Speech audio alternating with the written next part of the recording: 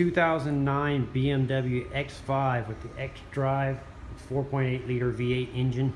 We're going to replace the front brake pads, rotors, and front sensors. I'm Brian Eslick from How To Automotive, and I'm going to walk you through that process. So you start by getting her up on the rack. If you're doing this at home, you floor jack it and use floor jacks. And to make life a little easy, I like to use these wheel stud pilot tools. So you take out a couple lug nuts and you thread these in where the lug nuts were. And so that way when you take the rest of the lug nuts off, the wheel doesn't fall off on you.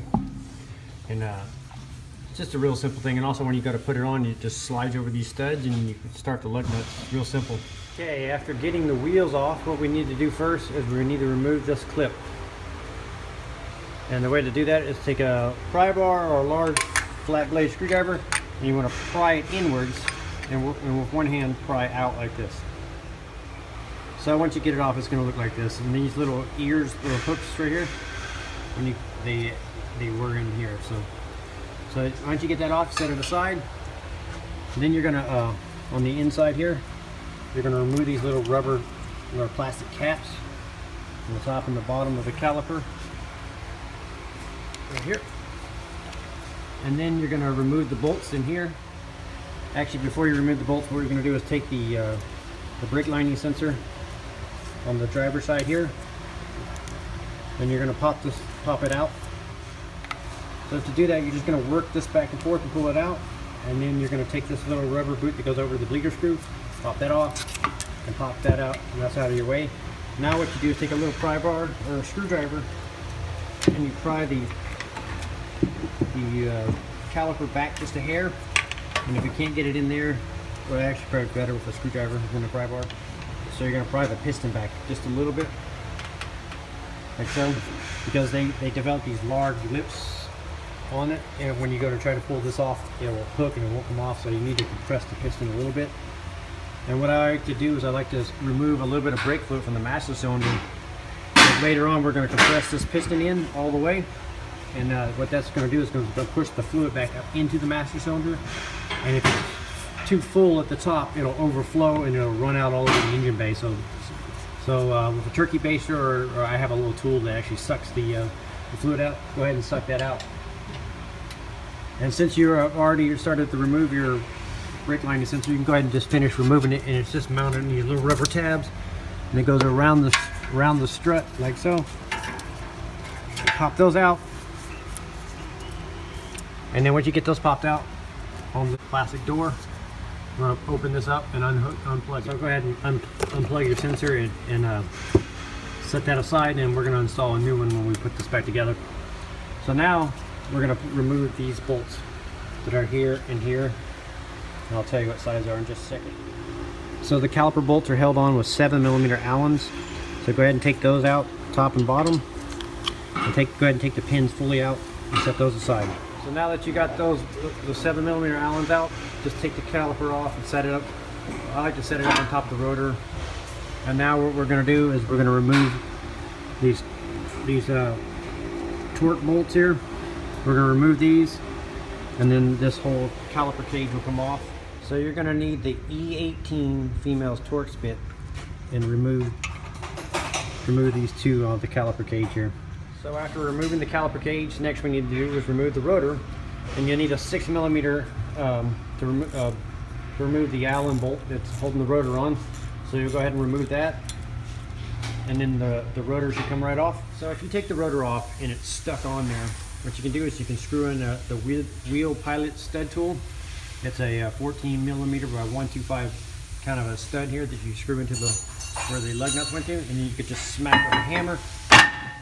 And then with the stud, see how it didn't fall off, it catches it, prevents it from falling on the ground and smashing your feet. So after you get the old rotor off, go ahead and bolt the new rotor on. One of the tips I like to give is not to touch the surface of the brake rotors, and that then you get grease or dirt or fingerprints all over it.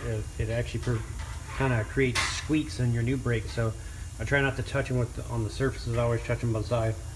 So go ahead and bolt that on and put your Allen back in. Next we're going to prep the cage. Okay, to prep the cage here, or the bracket, what you want to do is just take a little wire brush like this and scrub the channels really good where they go, and inspect for rust or corrosion buildup. If there is, you may have to get a file or if it's really bad, you may have to replace these if you're like on the East Coast or something. But here in Southern California, where I live, it's usually in pretty good shape. So after that, what I do is I take a little, what they call Seal Glide, and it's this grease specially designed just for brake calipers.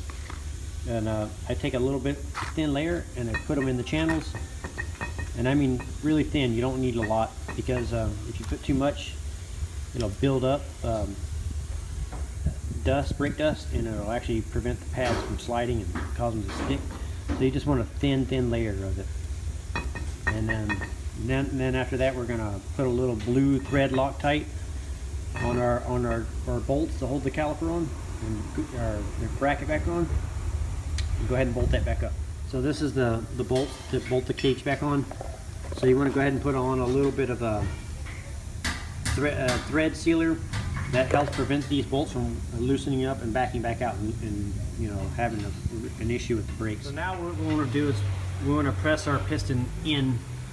So I got this tool here that's designed to, it's kind of like a caulking gun, and you squeeze the handle and it pushes the piston in. If you don't have a tool like this, you can use a pair of C-clamp. They won't go over it and turn it and kind of screw it in, and it'll push the piston in. Or a large pair of channel locks will do it. So we want to push the piston in. Like I said earlier, you want to remove a little bit of brake fluid from the master cylinder so you don't overflow it. So if you do, once you do it like this, if you don't open the bleeder screw and you just push the piston in, what you'll do after you're done with the brake job is you'll pump the brake pedal.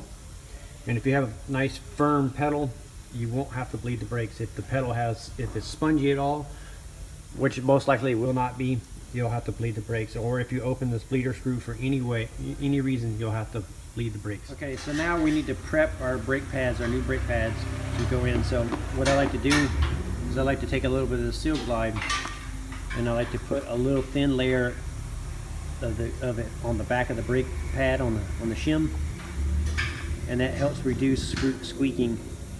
So go ahead and put a little thin layer on it, and you also do it on the outer pad where it rides on the caliper, where the caliper rides on it.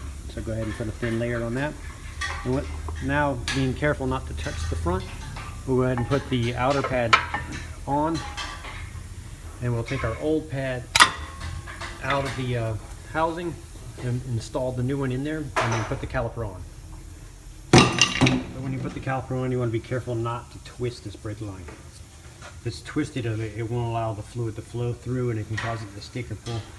So now what we're going to do is we're going to take our pins that we took out, and we're going to apply a layer of that Seal Glide onto this pin, and then put those back in and torque these down. So now that you got the cage and the caliper bolted down, you're going to put your caps back on the back. And then after that, we're going to put on this clip that helps hold everything tight together. So what you're going to do is you're going to put the ears on the outer, on the top and on the bottom, like so, and kind of push it in a little bit. Let's see if I can do it with one hand here. And what you're going to do is you're just going to push with your thumb, push it in, and let it latch in at the same time. It might be a little hard for me to do with one hand. Yeah, it's a little too hard. I'll have to do it with two hands. Okay, so now that we got this little bracket back on, you want to take your new brake lining sensor, and you're going to put it in the pad, like so, and just give it a push until it locks into place. And you'll take this ear and wrap it around the bleeder screw on and put the cap on. Then you'll route it through the strut. So you'll route it over the strut, over the top like this. Put it back into the bracket right here. Just push it in. Now you'll route it through the strut, in between the strut and the spindle, over here, back towards the back of the car, and put it in the little groove, the little saddle that it came in right there. You'll clamp that in. Then on the back side of the strut, you'll put the final one here, and push that in, and you'll plug it in, and then you'll put it back into the little slot here and close the door. So now you'll put your wheel on and torque it down, lower the car down pump the brake pedal until you got a firm pedal. If you don't have a firm pedal, you'll need to bleed it, but most likely you'll have the firm pedal if you did not open the bleeder screw. And then the final thing is to clear the service light on the dash, and you'll need a scan tool to do that. If you don't have a scan tool, you'll need to go down to your to a shop that has a scan tool that can. All they do is go into service mode, and it'll tell you, do you want to clear brake lining, and you just hit yes. And that completes the front brake job on a 2009 BMW XDrive 4.8 liter V8. And I'm Brian Eslick from How To Automotive, and it's my pleasure sharing my experience with you guys, and I'd like to thank you for watching my videos. Thank you.